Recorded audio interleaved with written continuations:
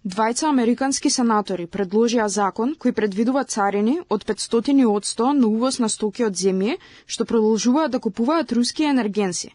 Сенаторите Греам и Блументал, првиот член на републиканците, а вториот на демократите, ги информира европските сојузници на Соединетите американски држави и Украина дека законот ќе биде пресвртна точка во економскиот притисок врз Москва.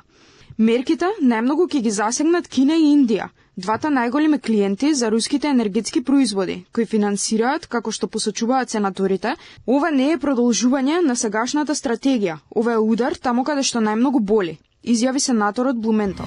10 милиарди евра финансиска поддршка доби Украина од меѓународни донатори и институции на меѓународната конференција за обнова на Украина, што се одржа од вчера и денеска во Рим.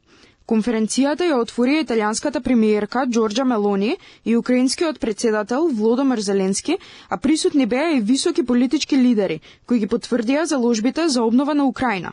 Главната цел на конференцијата беше на едно место да се соберат банки, компании и глобални организации кои ќе извојат средства за реконструкција на Украина, подготовка на земјата за спроведување на реформи за незиното интегрирање во Европската унија.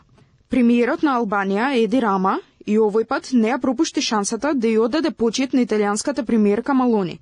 Тој исто како и пред 2 месеца за време на самитот во Тирана клекна пред премиерката на Италија.